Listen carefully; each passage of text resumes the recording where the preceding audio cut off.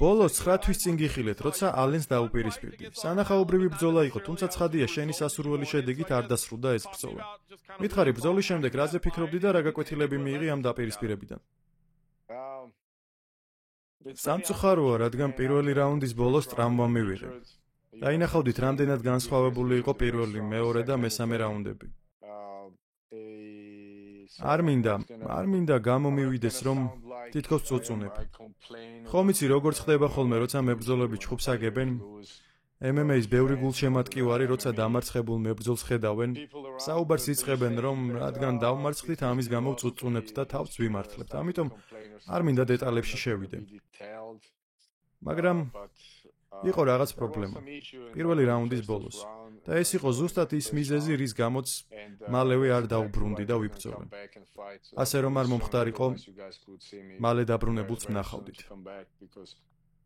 რადგან ჩხუბი მიყვარს და როგორც წეღან უკვე ვთქვი, ეს ჩემი ჰობია. ჩემი მთელი ცხოვრება ამით ვარ დაკავებული. ბრძოლის შემდეგ უფრო დეტალურად ვისაუბრებ ჩემს ტრამვაზე და აქ ზოგადად რა გამოვიარე. ახლა რისი თქმა შემიძლია არის ის, რომ როგორც იქნა ჯანმრთელი ვარ და მზად ვარ დავბრუნდე. ალენთან ორთა ბრძოლა ზოგადად ჩემთვის კარგი გამოცდა იყო.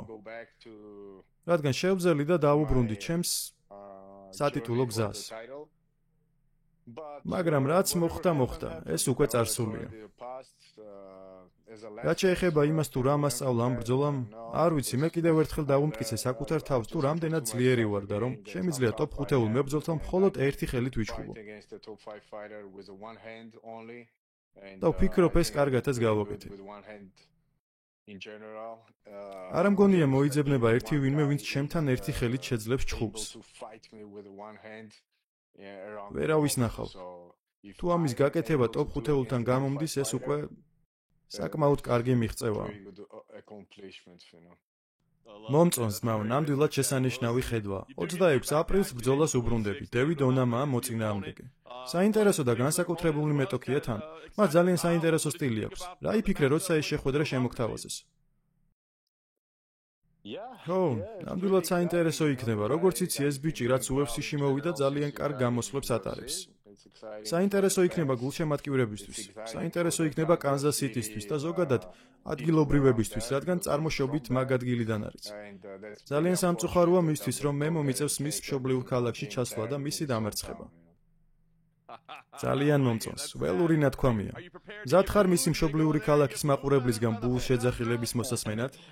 ეს შეძახილები მთელი ჩემი ცხოვრება მესმოდა. ერთი MMA-ის ან კიკბოქსის მატჩი არ ჩამიტარებია საქართველოში, ის რომ ასეთი შეძახილები არ მომესმინა. მთელი მსოფლიოს გარშემო ასე იყო სამწუხაროდ. გამოვცადე მაგალითად სინგაპურში, ინგლისში და კიდევ სხვა ქვეყნებში. ამიტომ კანზას სიტის ბუ ვერაფერს ვერ შეცვლის ჩემთვის, მაგრამ ჯერა რომ ბრძოლის შემდეგ ყველა დამაფასებს და რა თქმა უნდა ონამასაც, რადგან ჩვენ გულშემატკივრებს დაუვიწყარ შოუს მოვუწყობთ. ძალიან მაგარია, მომწონს, როგორც ჩანს, კარგი ბრძოლა შედგება. რა არის შენთვის ყველაზე მნიშვნელოვანი, გიგა?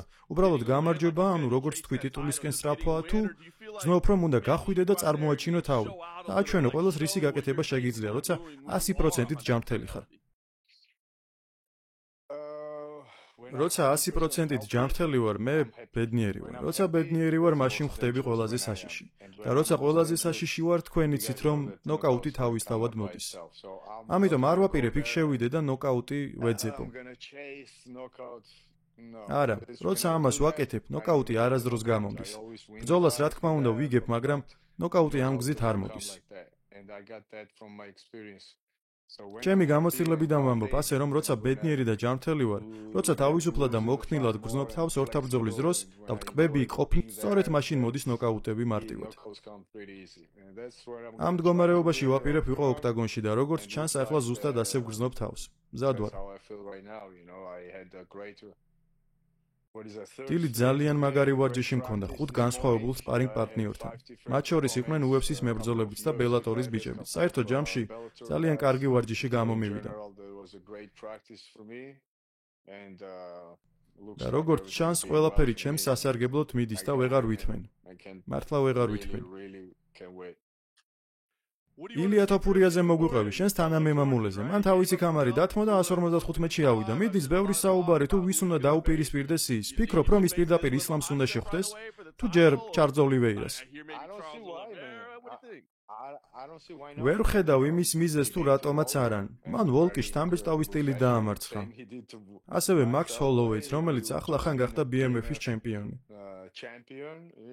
რა დარჩა დასამტკიცებელი. თუ UFC მას მხარს დაუჭერს, ის მარტივად შეიძლება გახდეს მაკგრეგორის მეორე ვერსია.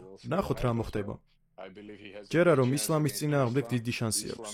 ისლამიც თავისთავად ძალიან სახიფათო მოწინააღმდეგეა. მესმის რომ ის ახლა ნომერ პირველი pound for pound მებრძოლია. ისიც მესმის რომ მას აღარ უნდა ქვემსუბუქი წონის ჩემპიონს დაუპირისპირდეს. მაგრამ თუ ეს ისაა, რაც გულშემატკივარს უნდათ, რატომაც არა. განსაკუთრებით თუ გავითვალისწინებთ იმ ფაქტს, რომ ისლამს ილიასთან შედარებით წონითი უპირატესობა ექნება. ამიტომ ვფიქრობ, მე რომ ისლამი ვიყო აუცილებლად გავმართავდი ორთაბრძოლას. თან ეს დაპირისპირება მეტ გულშემატკივარს და მეტ ფულს მოგიტანს. რატომ არ უნდა მისცე ილიას შანსი?